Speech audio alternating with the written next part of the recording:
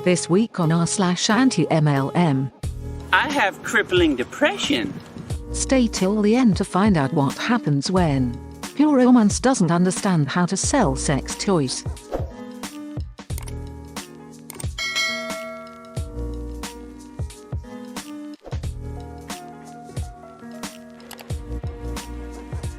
Came home to my wife being given a presentation.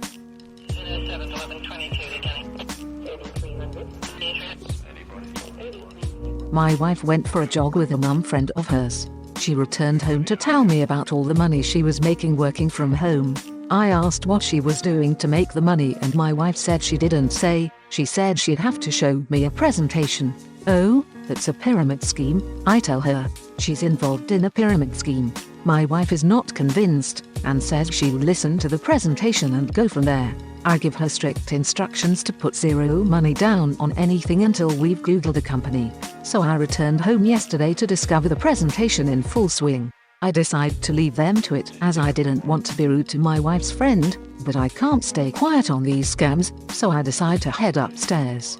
My wife comes upstairs and tells me it's about a utility provider savings scheme, and would I come talk to her to see if she can save us money. So I go and listen. It's for utilities warehouse and I'm told she wants to recruit my wife to sell this shit. Highlights: the training day costs £200. But £100 if you're already a customer of Utility Warehouse. You get paid directly when someone pays their energy bill.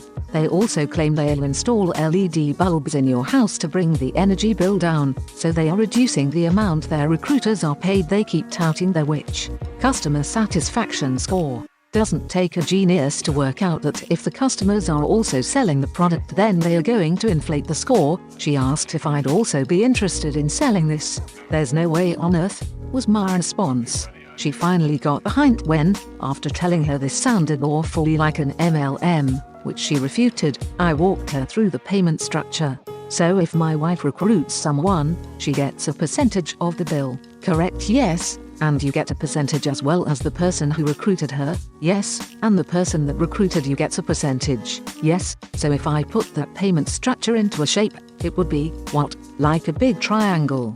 She left my house shortly after that. You are fake news.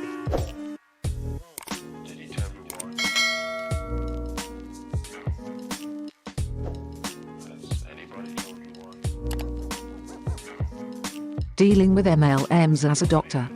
You are fake news.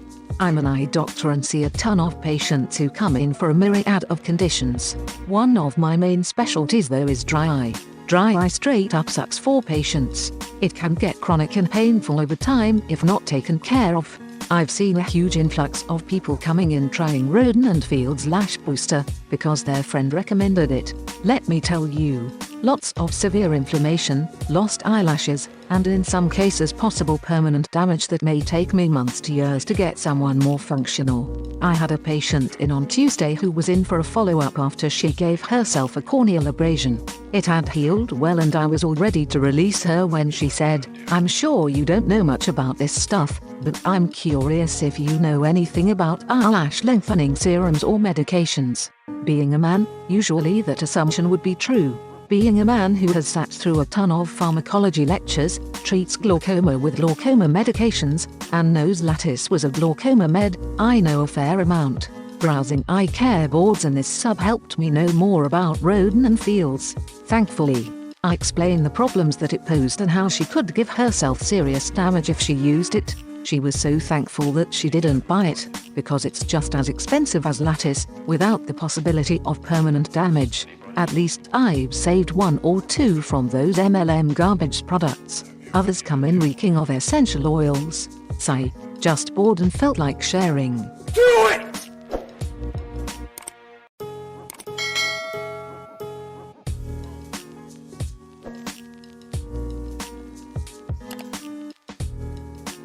I did not accept the job. Now please let me enjoy my holiday. Originally posted on I don't work here lately. Shots fired! Shots fired! This happened about 4 years ago when I was looking for work.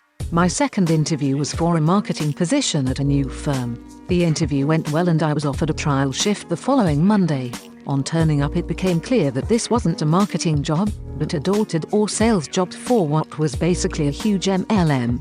The service was to sign people up for charities on monthly donations. To make matters worse, we were told to lie to consumers about our pay status. We would make a commission effective to their first 2 months' donation. My bosses would then get another month and the company would get the rest, equivalent to 6 months' donations.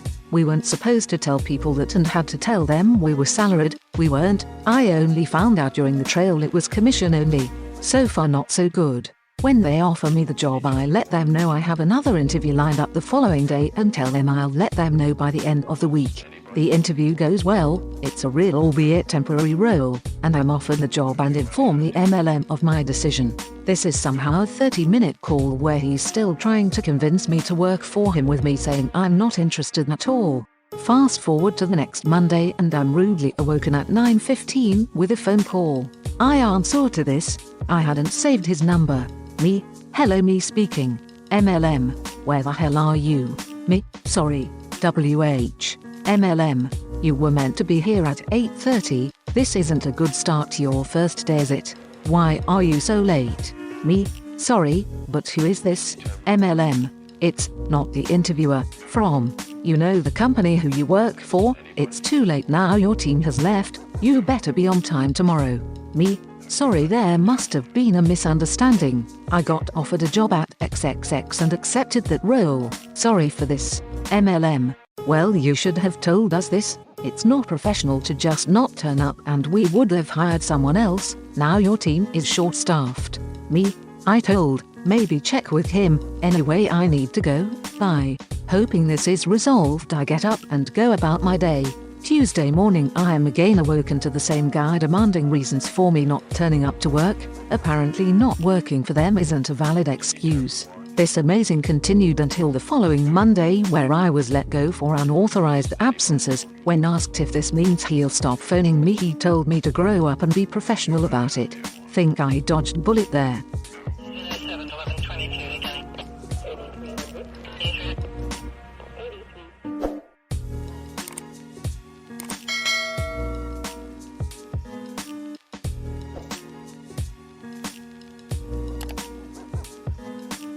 Pure romance doesn't understand how to sell sex toys. Do it! Okay, a little backstory. For a long time, I was stage manager for a cast of the Rocky Horror Picture Show. For those of you who are unaware, it's an old cult movie from the 1970s that's both one of the worst and best movies ever made. It's like Frankenstein if the doctor was Tim Curry in lingerie and the monster was a Dutch bodybuilder. It's since been turned into what's essentially an interactive stage show. Everyone's in corsets, everyone's having fun, it's hilarious. Find a show if you can. Anyway, it's a very sexual, sexy, sex-positive show. The tagline is literally give yourself over to absolute pleasure. It's not a P.No., I promise, just a commentary on how straight-laced middle-class Americans needed to get over themselves and maybe try on some fishnets. When I was the stage manager of this cast, we would do a pre-show, essentially fun games with the audience members to get them into the show. Stuff like who can blow up a condom the fastest, or like a dildo relay race. If they won, they'd get dong-shaped candy as prizes. Fun stuff. In order to pick up our weekly haul of condoms, lingerie, fuzzy handcuffs, etc., we essentially created a symbiotic relationship with the local sex shops. They were the ones we went to for everything, including toys, props, etc. When a new cast member joined, it was like their rite of passage to go to one of these places and get fitted for a corset. And here's my point. Pure romance doesn't understand how to sell sex toys. Because you know how you sell sex toys. The same way you sell everything else. The salesmen and women who work at these stores are professional, mature, helpful, and take it goddamn seriously. If you go in there with a severe latex allergy, but you wanna find a gimp suit, damn it, they'll make it work. If you're a 45-year-old man who wants a full French maid outfit, no problem dude, step on up, let's measure you. If you show up as a teenager trying to buy condoms for their first time, here's the safest option. Here's a pamphlet about birth control. You should talk to your parents or a doctor. But above all, they respect the customer as an individual. Some people are going to be very sex positive. Some people are going to be intimidated. Some people don't know what the hell they want, and that's fine. But you don't go up to the visibly intimidated person and hand them a 13 inches dildo like tee-hee. Aren't we naughty? One time, we tried a new store for our new cast members to get fitted for corsets and heels and such. It's hard to find heels for a 25-year-old guy, and we have to dance in them. The new guy was having fun, but very nervous, very unsure of himself, very much intimidated by the whole thing. We went up to the front and asked if they had any corsets that would fit him. The saleswoman started cooing over him, draping boas over his shoulders, making innuendos about how his girlfriend would jump him, etc. It was gross, and we never went back. So when I see housewives on Facebook hawking things called coochie cream and making wink wink nudge nudge statements about their husband's stamina, grow the hell up. Sex is just sex.